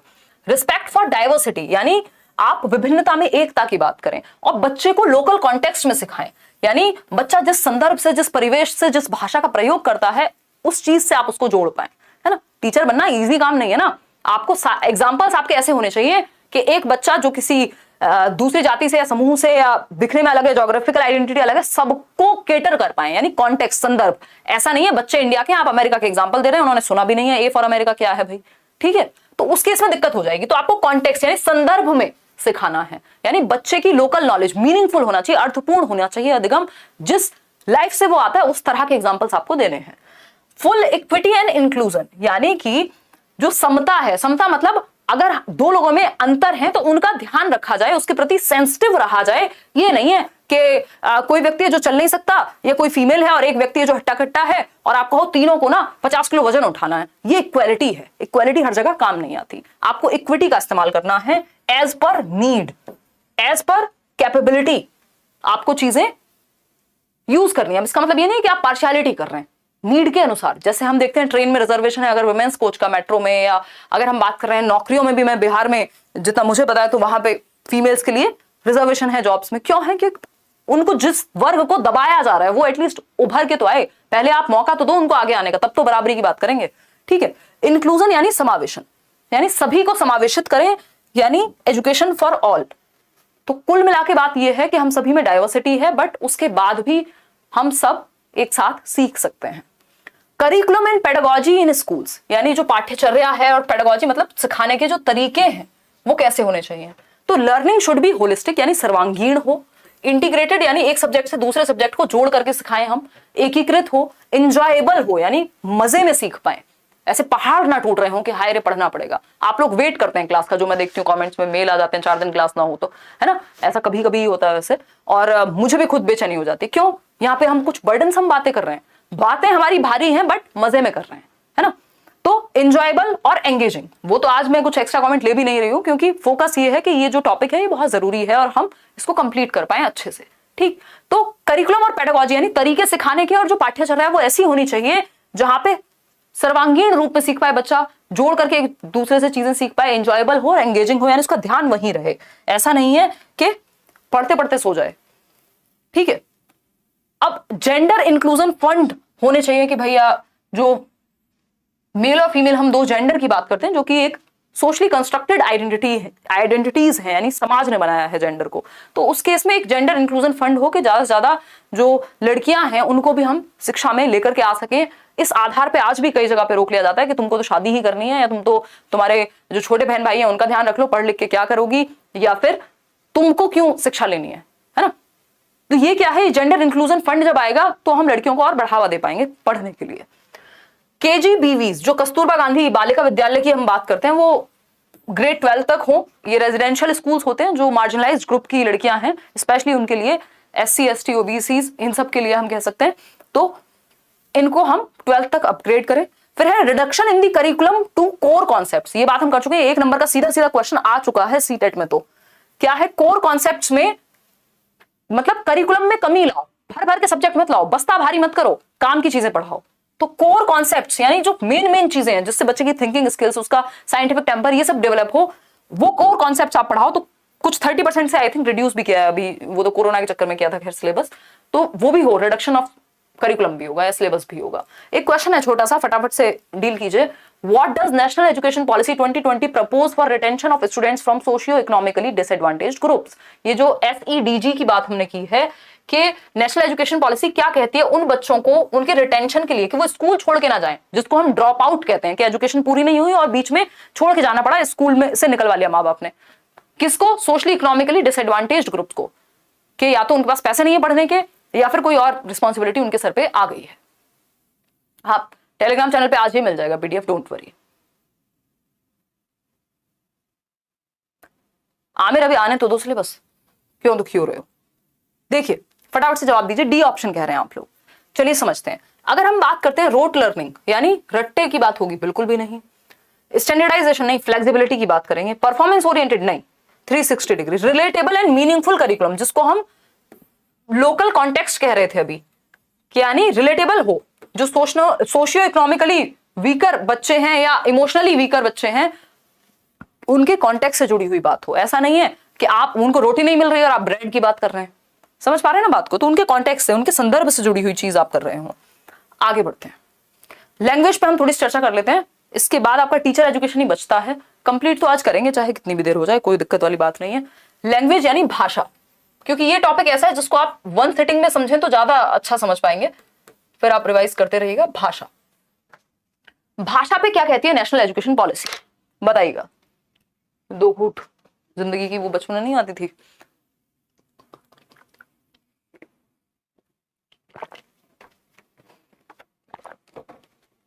थक तो नहीं गए हो? बताओ एक बार। 1.5 घंटा तो हमें हो गया ना आई थिंक। बहुत बढ़िया, बहुत बढ़िया। ये सबको पढ़ना है, ये सिर्फ सीटेट के लिए नहीं है, ये आप वैसे भी आपको पता होना चाहिए। अगर आप कुछ भी नहीं पढ़ रहे हैं ना, मतलब किसी चीज की तैयारी नहीं भी कर रहे हैं, तब भी एजुकेशन पॉलिसी तो आपको पता ही होनी चाहिए। ठीक है जी, कोई दिक्कत परेशानी? चलिए, कमेंट्स में लेना अवॉइड कर रही हूं क्योंकि काम की बातें करनी है। देखिए, लैंग्वेज यानी भाषा की हम बात कर रहे हैं। No language is being imposed, यानी नेशनल एजुकेशन पॉलिसी में इस बात का ध्यान रखा गया है कि कोई भी भाषा को आप इम्पोज ना करें, थोपे ना किसी पे। भाई मान लीजिए मैं वेजिटेरियन हूं और प्योर वेजिटेरियन हूं, इसका मतलब ये नहीं ना मैं सबको ये कहूं कि, मतलब एटलीस्ट मैं ये कह सकती हूँ कि ठीक है यार तुम भी हो जाओ, अच्छी बात है, एनवायरमेंट के लिए भी वैसे भी बहुत सारे रीजन हो सकते हैं, बट मैं ये छीन लूं किसी की प्लेट से। अगर कोई नॉनवेज खा रहा हो, कोई नॉनवेज खा रहा है, तो मैं कहूँ भाई ये नहीं खा पाओगे तुम, फेंक दूंगी मैं। तो ये क्या हुआ, इम्पोज कर दिया मैंने। तो इम्पोज नहीं करना, किसी पे थोपना नहीं है, अपनी राय। तो उसी तरह से कोई भी भाषा, मान लीजिए स्कूल में इंग्लिश ही चलेगी, तुम अपनी भाषा छोड़ के आओ तो वो बेवकूफी होगी, है ना। तो ये कह सकते हैं कि no language is being imposed, यानी किसी भी भाषा को बच्चे पे थोपा ना जाए। जो उसकी मदर टंग है, जो उसकी मादरी जबान जिसको हम कहते हैं, या फिर मातृभाषा है, उसका वो प्रयोग कर पाए स्कूल में आकर के। अगर कोई बच्चा उर्दू बोल दी जाती है किसी घर में, तो वो उर्दू बोले, एटलीस्ट क्लास 5 तक, कक्षा 5 तक, क्योंकि बच्चा कनेक्ट कर पाएगा, वो अपने आप को अभिव्यक्त करना बंद कर देगा। अगर आप स्कूल में सिर्फ इंग्लिश ही बुलवा रहे हैं और बच्चे को तो हिंदी भी ठीक से नहीं आ रही है अभी, वो अपनी कुछ उसकी रीजनल लैंग्वेज है उसका प्रयोग करता है, तो उसको वो करने दो। आप इंग्लिश उस पर इंपोज मत करो, एटलीस्ट क्लास 5 तक। पहले वो अपनी बात तो कह ले, भाषा तो सीख लेगा, कौन सी बात हो गई, ठीक है। तो हम ये कहेंगे मदर टंग और रीजनल लैंग्वेज टिल ग्रेड 5, जो आपका 3 लैंग्वेज फॉर्मूला भी कहता था, त्रिभाषा सूत्र कोठारी आयोग में जिसकी बात हुई है कि भैया कक्षा 5 तक, क्लास 5 तक आप जो एजुकेशन देंगे वो मातृभाषा में देंगे, मदर टंग में देंगे, या क्षेत्रीय भाषा का प्रयोग करेंगे, रीजनल लैंग्वेज का प्रयोग करेंगे। चाहे बच्चा अगर पंजाबी फैमिली से है, पंजाबी भाषा बोलता है, तो वो आकर के पंजाबी बोले। किसी को भोजपुरी बोलनी है वो भोजपुरी में अपनी बात कह सके, 2-4 शब्द अगर यूज कर भी रहा है तो कोई दिक्कत नहीं है। कोई हिंदी में भी बात कर रहा है तो हिंदी को भी एक्सेप्ट करो, यानी मदर टंग में आप एजुकेशन दे पाए क्लास 5 तक। Sanskrit as an option at all levels, ऐसा ना हो कि बस 8वीं तक ही मजबूरी में पढ़नी है संस्कृत, उसके बाद ऑप्शन ही नहीं है। तो संस्कृत को हम क्या कर पाए, एक एज एन ऑप्शन रख पाए कि अगर किसी को चूज करना है हायर लेवल्स पे भी संस्कृत को, तो भी वो चूज कर पाए, चाहे वो 9th हो 10th हो या उसके बाद भी हो इवन, तो ऑप्शन हो उस तरह से। 3 लैंग्वेज फॉर्मूला को भी ध्यान में रखा जाए और 3 भाषाओं का जिक्र किया जाए। Multilingual flexibility is still the basis for the new education policy, यानी ये याद रखिएगा, इस पे बहुत क्वेश्चंस आएंगे, आ भी रहे हैं। मल्टीलिंगुअल यानी बहुभाषिता, यानी बहुत सारी भाषाएं, बहुभाषिता को मौका मिले, यानी मल्टीपल लैंग्वेज को सिखाना कोई बुरी बात नहीं है। आपका एनसीएफ भी कहता है कि जो मल्टीलिंगुअल क्लासरूम्स होते हैं जहां कई भाषाएं बोली जाती हैं, तो मल्टीलिंगुअलिज्म क्या है, एक एसेट है, एक हमारे लिए धरोहर के जैसा है कि जितनी ज्यादा भाषाएं उतनी बेहतर लर्निंग, क्या दिक्कत है। तो एक एसेट है मल्टीलिंगुअलिज्म, बहुभाषिता। इस पे चर्चा अलग अलग टॉपिक्स हैं अपने आप में, सारी बात तो एक ही वीडियो में नहीं कर पाएंगे। आईएसएल यानी इंडियन साइन लैंग्वेज, अगर आपने मेरे साथ डिस्कशन किया है, यूट्यूब पे वीडियोस देखें तो आपको पता है कि मल्टीलिंगुअलिज्म क्या है, एक कक्षा में कई सारी भाषाएं बोलने वाले बच्चे होते हैं। ठीक है जी, कूपन कोड कुछ नहीं लगाना, अभी आपको सबको ही फ्लैट डिस्काउंट है वहां पे, इधर आ जाओ। आईएसएल यानी इंडियन साइन लैंग्वेज का भी हम प्रयोग कर पाए, इस तरह की चीजें, सॉफ्टवेयर डेवलप हो, या हियरिंग इंपेयर्ड बच्चे हैं, विजुअली इंपेयर्ड बच्चे हैं, तो ऐसे बच्चे जिनको कोई भी समस्या है, जो देख के सीख रहे हैं, जो बोल नहीं सकते, डेफ एंड डम हैं, हम इंडियन साइन लैंग्वेज को प्रमोट कर पाए, यानी हम चिन्हों के माध्यम से सीख पाए। ठीक है, तो बहुभाषिता क्या है, एक एसेट है। मल्टीलिंगुअलिज्म, फ्लेक्सिबिलिटी होनी चाहिए। और 3 लैंग्वेज फॉर्मूला जिसमें बात हुई है 3 भाषाओं की, कि कक्षा 5 तक मदर टंग, यानी मदर टंग इंग्लिश और आपकी हिंदी, या फिर इसका कॉम्बिनेशन है बेसिकली, इसमें 2-3 चीजें हैं कि जहां पे हिंदी क्षेत्रों के लिए अलग है, इंग्लिश मतलब जहां पे हिंदी नहीं बोली जाती वहां के लिए अलग है, तो मदर टंग तो एटलीस्ट है ही 3 लैंग्वेज फॉर्मूला में कक्षा 5 तक। अगर मदर टंग हिंदी है तो फिर दूसरी भाषा इंग्लिश होगी, और तीसरी भाषा आपकी कोई भी मॉडर्न इंडियन लैंग्वेज हो सकती है, जो भी 22 भाषाएं हैं उनमें से कोई एक। तो ये 3 लैंग्वेज फॉर्मूला का क्राइटेरिया है। ठीक, आगे बढ़ेंगे। ये एक छोटा सा क्वेश्चन है आपके सामने जिस पे अभी हमने चर्चा भी की थी। National education policy 2020 considers multilingualism, यानी राष्ट्रीय शिक्षा नीति 2020 बहुभाषिता को क्या कहती है, बताइएगा एक बार। तो बहुभाषिता को एक हिंड्रेंस यानी रुकावट जी नहीं, मल्टीलिंगुअलिज्म एक एसेट है। सिंपल, टू द पॉइंट चल रहे हैं अभी हम। जिस दिन इस पे क्वेश्चंस डिस्कस करेंगे तो क्वेश्चंस को फिर एक एक बिल्कुल मतलब क्या कहें, एकदम एनालिसिस कर देंगे क्वेश्चंस का। ठीक है, नोटिफिकेशन नहीं आता, अच्छा, अननेसेसरी नहीं है, बैरियर नहीं है, ये एक एसेट है। अब टीचर एजुकेशन की अगर हम बात करें तो टीचर एजुकेशन में क्या बदलाव की बात की है किसने, न्यू एजुकेशन पॉलिसी ने। फटाफट से समझते हैं, है ना, ये लास्ट पॉइंट है इस सेशन का, और उसके बाद आपकी जो न्यू एजुकेशन पॉलिसी के 99.9% क्वेश्चंस हैं वो आप सॉल्व कर लेंगे इजीली।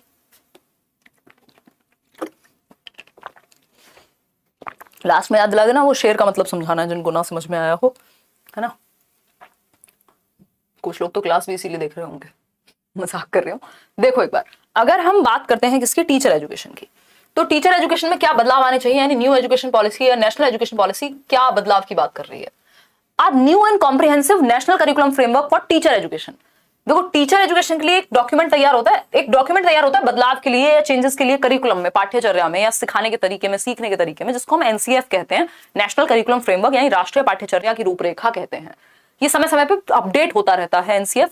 अगर हम बात करें 1975 में आया, 88 में आया, फिर सन 2000 में, फिर 2005 में, और अभी नए एनसीएफ पे काम चल रहा है। ठीक है ना। बहुत बढ़िया प्रवीण। देखो, तो एक नया और कॉम्प्रिहेंसिव, एक बेहतर एनसीएफ तैयार हो किसके लिए, टीचर एजुकेशन के लिए।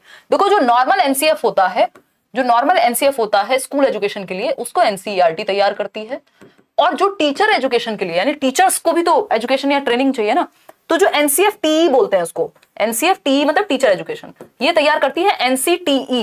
एनसीटीई क्या है, एक बॉडी है, स्टैट्यूटरी बॉडी है, जो कि यानी एक ऑटोनॉमस बॉडी है जो टीचर एजुकेशन को कंट्रोल करेगी एक तरह से। तो national council for teacher education बोलते हैं। ये फुल फॉर्म्स आपके दिमाग में होनी चाहिए, चाहे वो एनसीईआरटी हो, national council for educational research and training, NCTE यानी बोले तो national council for teacher education. ठीक है, अगर हम बात करें न्यू एंड कॉम्प्रिहेंसिव एनसीएफटी तैयार होगा 2021, जिसका नाम दिया जाएगा, और ये 2025 तक तैयार करना है इन लोग को। ठीक है, will be formulated by the NCTE in consultation with NCERT. NCERT से बात करके एनसीटीई एक नया टीचर एजुकेशन का एनसीएफ बनाए। ठीक, जितने भी लोग नए हैं उनका स्वागत है। आप पहले ही दिन आप पे बहुत भारी टॉपिक पड़ गया, बट क्या कर सकते हैं, है ना। बाय 2030 यानी 2030 तक द मिनिमम डिग्री क्वालिफिकेशन, बहुत जरूरी है ये, जो न्यूनतम पात्रता है, क्वालिफिकेशन है टीचर बनने की, 2030 तक will be a 4-year integrated BEd course या degree, integrated 4-year BEd degree, bachelors of education जिसको हम बोल रहे हैं। तो 2030 के बाद जिन्होंने भी 2-2 साल की ट्रेनिंग की हुई है वो काम में नहीं आएंगी, या फिर उनको कुछ अपग्रेड करना पड़ेगा। जिन्होंने नौकरी ले ली होगी, वैसा तो है नहीं, उनको निकाल दिया जाएगा, बट इट्स बेटर कि आप एक इंटीग्रेटेड कोर्स के लिए जाएं, या फिर उससे पहले चुपचाप से 2030 से पहले पहले अपनी नौकरी ले लें और आगे बढ़ जाएं। ज्यादा समय है नहीं, हमें लगता है बहुत समय है। देखिए वो मीम भी तो आया था ना, बहुत जगह है नहीं जगह है, तो वही वाला सीन है। हमें लगता है बहुत समय है, बट बहुत ज्यादा समय नहीं होता जीवन में। देखिए अच्छे काम के लिए national curriculum framework for school education, एक ये नॉर्मल वाला एनसीएफ है। देखो 3 एनसीएफ की बात हो चुकी है, अभी मैं आपको रिमाइंड भी करा दूंगी। NCF SE school education 2020-2021 will be developed by the NCERT. ये सब जो है आपके 2025 तक ही डेवलप होंगे, जिनका नाम 2021 में इन पे काम चल रहा है, हम ये कह सकते हैं, ठीक है। अगर हम बात करें तो हमने 3 एनसीएफ की बात कर ली है। शुरुआत में हमने बात की थी एनसीएफ ईसीसीई करके कुछ था, कि ईसीसीई के लिए बनाया जाएगा एक एनसीएफ। कौन बनाएगा? एनसीईआरटी बनाएगी 2025 तक, ठीक है। फिर हमने बात कर ली किसकी? एनसीएफ टीई की, टीचर एजुकेशन के लिए, भी 2025 तक। इसका नाम है 2021 टीचर एजुकेशन के लिए। एनसीईआरटी और एनसीटी मिलकर बनाएंगे, ये एनसीईआरटी बनाएगी, और ये भी एनसीईआरटी बनाएगी जिसको एनसीएफ एसई कह रहे हैं, स्कूल एजुकेशन जो नॉर्मल वाला होता था। ये भी 2025 तक आपका तैयार हो। तो ये 3 एनसीएफ पे काम चल रहा है या चलेगा। एनसीएफ ईसीसीई यानी अर्ली चाइल्डहुड केयर एजुकेशन के लिए, जो फाउंडेशनल स्टेज के लिए, जो आपका नर्सरी वाले बच्चों के लिए, उस तरह से कह सकते हैं। दूसरा है एनसीएफ टी टीचर एजुकेशन के लिए, और तीसरा है एनसीएफ एसई स्कूल एजुकेशन के लिए, जो नॉर्मल आपकी कक्षा 1 से 12वीं वाली बात होती है, ठीक है।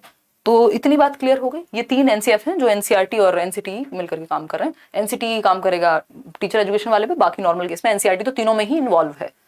Robust teacher recruitment and career path, यानी जो टीचिंग है उसको और प्रोफेशनल और इसमें कंपटीशन बढ़ेगा एक तरह से। जो अच्छे टीचर्स हैं वही सर्वाइव कर पाएंगे, ठीक है। अगर हम बात करें शशि कुमार, तो a common national professional standards for teachers, यानी एक प्रोफेशनल स्टैंडर्ड सेट होगा, NPST, national professional standards for teachers, यानी स्टैंडर्ड सेट किए जाएंगे कि आप में ये क्षमताएं होनी चाहिए तभी आप टीचर बनेंगे, ठीक। चाहे वो टेस्ट के रूप में, टेट को तो कंपलसरी कर ही दिया जाएगा, 11th-12th के लेवल पे भी टेट लेकर के आएंगे लोग, ठीक है। मतलब टीचर एलिजिबिलिटी टेस्ट, उसके बिना तो आप प्राइवेट में भी नहीं बन पाएंगे। तो NPST will be developed by the national council for teacher education by 2022। तो एनसीटीई एक और चीज डेवलप करेगा जिसको एनपीएसटी कहा जा रहा है, national professional standards for teachers, कि यानी क्या स्टैंडर्ड्स चाहिए इनको, आपसे रिक्वायरमेंट क्या है एज अ टीचर, वो एक चीज होगी। एनसीईआरटी और एससीईआरटी आप समझते हैं, state council for educational research and training. तो जो स्टेट में काउंसिल हैं वहां से जो डाइट्स हैं, एनसीईआरटीज हैं, एससीईआरटी है, एनसीईआरटी और एससीईआरटीज हैं, एनसीईआरटी तो एक ही है। तो एनसीईआरटी और एससीईआरटी, ये एनसीईआरटी का स्टेट रूप कह सकते हैं आप, अलग अलग स्टेट में होते हैं SCERTs. Teachers and expert organisations from across levels and regions, अलग अलग देश के हिस्सों से एक प्रोफेशनल स्टैंडर्ड डॉक्यूमेंट तैयार किया जाएगा ताकि जो टीचर्स हैं वो प्रोफेशनली आ सकें और काम के लोग ही टीचर बन पाए। कॉन्टिन्यूअस ऐसा नहीं है इधर से मन किया मध्य प्रदेश से कुछ कर लिया, कहीं से कुछ और कर लिया, बस डिग्री आ गई, वो नहीं होना चाहिए, डिप्लोमा आ गया वो नहीं आना चाहिए, नहीं तो फिर वही होगा जो अभी मेरिट गई है ना पीआरटी में 157, ये वाली स्थिति बनेगी फिर। कॉन्टिन्यूअस प्रोफेशनल डेवलपमेंट सीपीडी, यानी टीचिंग में भी ऐसा नहीं है कि आप टीचर बन गए तो आपका बस काम हो गया, अब तो सीधा रिटायरमेंट तक ही चलती रहेगी जिंदगी, कुछ सोचने की, पढ़ने की, समझने की जरूरत नहीं है। हालांकि बहुत सारे लोग अभी बहुत कमेंडेबल काम कर रहे हैं, बहुत सारे पुराने टीचर्स भी बहुत अच्छा काम करते हैं, बट बहुत सारे ऐसे भी लोग हैं टीचिंग में जो, क्योंकि टीचिंग एक ऐसा फील्ड है जिसको आप जितना बोरिंग, जितना आसान बनाना चाहो उतना बना दो, और जितना मुश्किल, जितना चैलेंजिंग, जितना बेहतर करना चाहो उतना बेहतर कर लो, पसीने आ जाएंगे अगर ढंग से टीचर बनने की बात आ गई तो अगर हम करें तो टीचर की जब हम बात कर रहे हैं तो टीचर कॉन्टिन्यूअस प्रोफेशनल डेवलपमेंट, यानी उसका जो प्रोफेशनल डेवलपमेंट है वो कॉन्टिन्यूअसली हो, मेरिट के बेसिस पे, यानी उसकी जो परफॉर्मेंस है उसके बेसिस पे बेसिकली वो क्या हो। एक तो आजकल पता नहीं मेरे जो लिंग्विस्टिक एस्पेक्ट है जिसको हम लैड कहते हैं ना, Noam Chomsky language acquisition device, उसमें क्या गड़बड़ आ गई, बचपन में कभी स्पेलिंग मिस्टेक नहीं हुई, मतलब आजकल इतनी बेसिक स्पेलिंग्स में मैं छोटी छोटी मिस्टेक कर रही हूँ कई बार, तो हालांकि पकड़ में आ जाती है बट बड़ा अजीब लगता है देख के। देखिएगा खैर, अगर हम बात करें, अब इसके साइकोलॉजिकल रीजन पर नहीं जाएंगे, वो बाद में बताऊंगी। देखना, तो टीचर मेरिट बेस्ड, अगर उनका क्या कहें, प्रमोशन भी होना है तो वो मेरिट बेस्ड हो कि उन्होंने कितना अच्छा काम किया है, उनको भी स्कोर कार्ड मिलेगा, चाहे वो टीचर से मिले, बाकी लोगों से मिले, स्कूल में जो पढ़ रहे हैं बच्चे उनसे मिले। तो ये प्रॉपर मेहनत का काम हो जाएगा प्रमोशन लेना भी। तो ये थी आज की आपकी नेशनल एजुकेशन पॉलिसी 2020। होपफुली आपको मजा आया होगा, बहुत सारी नई चीजें जानने को मिली होंगी, बहुत सारी पुरानी चीजें रिवाइज हुई होंगी। और इस वीडियो को अगर आप मल्टीपल टाइम्स देख लेते हैं या मल्टीपल टाइम्स नहीं भी देख रहे हैं, एक बार भी अच्छे से देख लिया है, नोट्स बना लिए हैं अपनी भाषा में, या ये पीडीएफ भी मैं आपके साथ टेलीग्राम पे सभी के साथ शेयर हो जाएगी। वैसे तो ये पहली क्लास है आपके सीटेट के बैच की, या बाकी बैचेस में भी क्लास आपको देखने को मिली है, क्योंकि ये क्लास करियर विल पे भी थी और लेट्स लर्न पे भी थी, एक कॉमन क्लास थी। ठीक है, तो ये एक बेसिक बात हो गई। और